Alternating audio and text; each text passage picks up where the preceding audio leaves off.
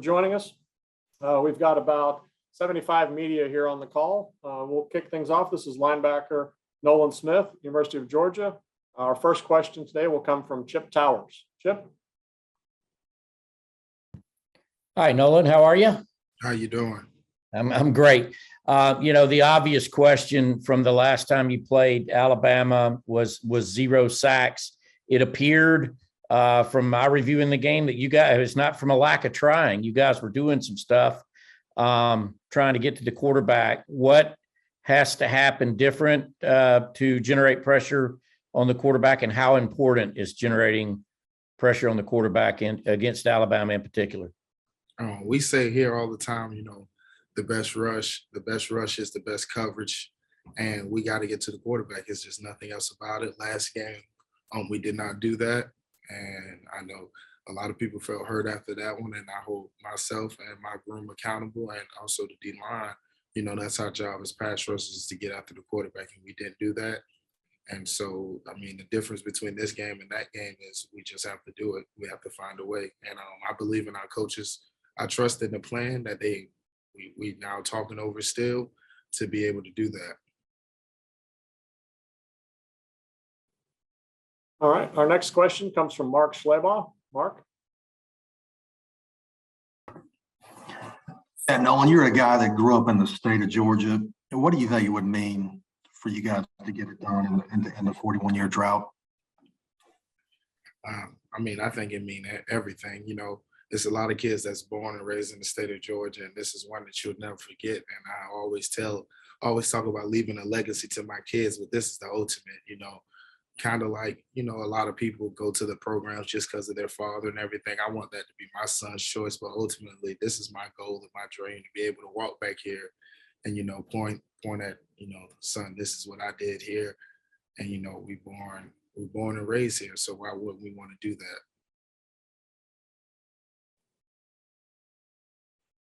Next will be Heather Dinich. Heather? Yep. Heading into the SEC championship, there are obviously many people who lauded your defense as historically good and then questioned that evaluation of it after the SEC championship game. What do you say to those critics who kind of doubted how good you guys were because of how Alabama played, and what needs to happen the next time around to cement this defense's place in history? Obviously, one of the couple things is getting pressure on the queue and just being that relentless front that we always are. Every year inside the box, the front seven at Georgia has always been relentless, and we always do things right, and we always play the run, and it's a privilege to rush the passer. That's one of the things that we say here.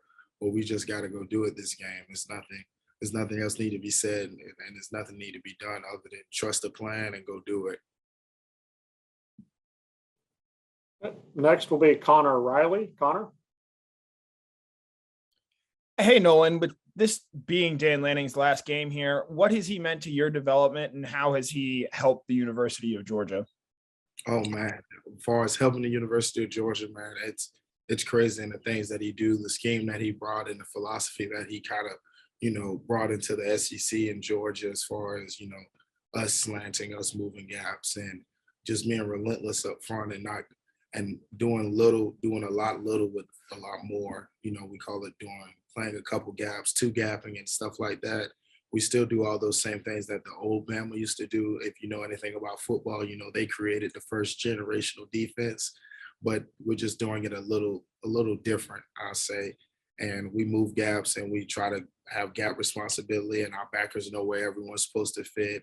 And it's a little orthodox, but it obviously is working, and I love it. All right. Next will be Anthony Dasher. Anthony? Hey, Nolan, good to see you today. Good to see you too. I know after, again, getting back to that first game, I know Coach Mark mentioned how that game humbled everyone. That was his word, and perhaps let everybody know that, maybe the team, defense, whatever, maybe not quite as good as everybody thought they would. what was practice like, knowing that, leading up to Michigan and now moving forward to Alabama next Monday night? Yeah, you can only judge a man by what he does next and how hard he gets hit and gets back up. And I think we got hit pretty hard, and I thought we got up pretty well because guys didn't sweat it from day one. Guys said, we know we need to work. We know we have an opportunity of life. And now that we're here, in the national championship, I think we bounced back pretty well. Now it's time to go finish the job. That's all it is. The need to be said and done. We need to go finish the job and, finish what we started. Next, we'll hear from Mike Griffith. Mike? Yeah, hey Nolan. Hey man, 7 quarterback hurries against Michigan. Really, since the Florida game, you've been on fire. How much of it did something click? Are you just seeing the game? Is it all slowed down because the second half of the season, you've really turned it up a notch? It appears. I'd say the game slowed down, but also the plan, man. The plan that our coaches implement is just it's one thing that we can understand it, but it's another thing to execute the plan at a high level. A lot of guys go in day out and try to understand the plan, but can you execute the plan at a high level? And that's one thing that we talk about being here. And just be able to play fast and trust the plan and know what you're doing. It helps a lot. It helps a lot. Next, we'll hear from Cody Chaffins. Cody? Hey, Nolan, I wonder if you could take me back to your freshman year ECV, you and Nakobe and Trayvon, and what was that room like that you guys shared? Did you dream about moments that are coming up, and what makes you guys so tight? Yeah, so we didn't all graduate early, and I know one thing that was Trayvon. So it was me, him, and Tresman. And we were so close. We almost did everything together.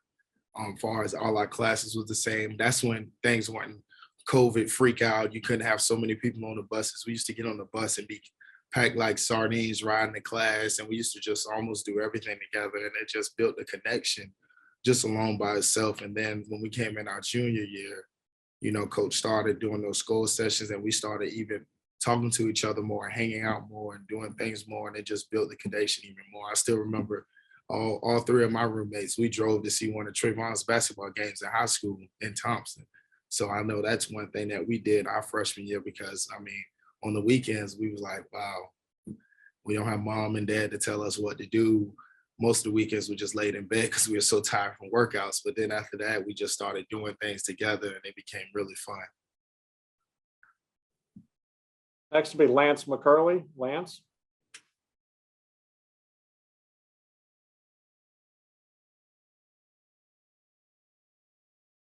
Can you hear me? Yes, sir. You said a second ago about Alabama kind of laying the blueprint kind of for y'all's success, but just a little bit in a different way. How do you think that, this group right now that's on the field is laying the blueprint for some of these freshmen and sophomores and then the recruits coming in kind of moving forward? I would say the 100% thing that we're doing now, and as the leadership group, is showing them how to work. We say hard work works at Georgia, but some kids just get here and think it's all hard, and they won't. They're just doing this for no reason, and it's a reason. It's a reason that we don't run gases after practice. It's a reason that we do 20s out there. Certain things that we do, and it's a reason to do that. And I think that guys are starting to buy into that, and you see the effect. When a lot of guys buy into the strength team program, and we all say 1 + 1 = 3. When you have that mindset as guys, the most unselfish guys and the best defense ever, and we're all still unselfish, I think that's just the best thing ever. And that lays the blueprint by itself and just things on how it needs to be done. Next will be Jake Rowe. Jake? Nolan, I was wondering if you could take me back to kind of the end of the SEC championship game. And I know you guys have talked about it being a wake-up call and being humbled, but what was your emotion after that game? What were you feeling once the clock hit 4 zeros and that one was in the books? You want to know the honest to God truth? I cried. I've been playing football. I'm 20 now. I've been playing football since I was 4. 16 years. I haven't won anything. I haven't won a championship. I won a couple bowl games, but anything big, any championship I never won yet. And that's one thing that keeps me going. That's just something in the back of my head that I know that keeps me driving. I just want to win. I could care less how it gets done, how pretty it looks. I just want to win and play ball. Next will be Lane Higgins. Lane. Hey there, Nolan. Obviously you weren't around on that 2017 to 2018 team that last played Alabama in the championship, but it seems like they've kind of been a thorn in Georgia's side. You know, maybe not one of the team's typical rivals, but one of circumstance in the last few years, and that you always end up playing Alabama in these big consequential games. Do you think that there's kind of a mental block, or do you think that there's kind of just this, I don't know, a different way of viewing Alabama compared to different opponents based on their history against you? I said this when I was a freshman. I mean, every man wakes up and puts his pants on one leg at a time. There's no such thing as a mental block. The key word is in your head. That's mental. You got to go out and go do it. Get that out your head. I don't think it's a mental block. I think the first time we played them, we gave up a couple big plays. You change 3 plays in the game, and the whole game could be different. And one of those plays are on me myself. You know, I should have been more aware to jump on the ball instead of trying to pick it up and run. And I mean, just you can't have those small mistakes in those big games because it's a game of inches. And as we watch the film over and over again with our coaches' comments, we learn it's a game with just small inches. Next will be Steve Hummer. Steve. Yes, hi, Nolan. I don't know, for someone your age, 1980 may seem like the Middle Ages, but I don't know if how much do kids at that program hear about that team and that season, what it did, and is that any motivation at all to drive you to build that kind of legacy? I mean, 100%. You know, to be the first since the drought, I think, you know, I tell people you'll be a Georgia legend. No matter if you're from the state of Georgia, outside the state of Georgia, you'll be a Georgia legend. And we came here to be legendary, be special, leave your mark. You know, like I always say, you know, I want to bring my kid back and tell him this is what I did. I want to leave my mark. I just don't want to be another University of Georgia player. Next will be Andrea Adelson. Hi, Nolan. As a follow-up to that, I'm wondering if you watched the national championship game between these two teams a few years ago as a Georgia kid and you know, top prospect, and if you did, where you were and what you remember about watching it. Oh man, I remember the first time I watched the Rose Bowl, I was just sitting on my couch, just me and my mom. We had it on TV, and I was just watching it. I was like, if we block this kick, this could be crazy. And you know, I actually play football, so I know about, you know, blocking kicks at the end of the game. That stuff can really happen. And then when Lorenzo did it, I mean, outside linebacker, Wolfpack, I mean, I was absolutely jumping and screaming, and I was so excited. And then when Sony ran it in, I was just like, oh, that's a wrap. We'll see y'all in Atlanta. And for the Atlanta game, I stayed up there, and actually I didn't go because it was just too much for me. I don't like all those people and all that stuff. But I watched it, and I was tuned in from first quarter all the way to fourth quarter. And just the thing that I remember about that game is just the people, the atmosphere. Through the TV, you can feel it. Especially during this game, you can feel it too. Next will be Ralph Russo. Ralph. Good morning, Nolan. I wanted to ask you about coming to, now you're a Georgia guy, so I'm sure you had some ties to want to come to Georgia. You come to Georgia as a huge recruit. You know, you don't play a massive amount early on. I'm wondering how much benefit did you feel you would get from just being surrounded by so many good players? Like, I think so many players look for that early playing time, but that clearly wasn't you.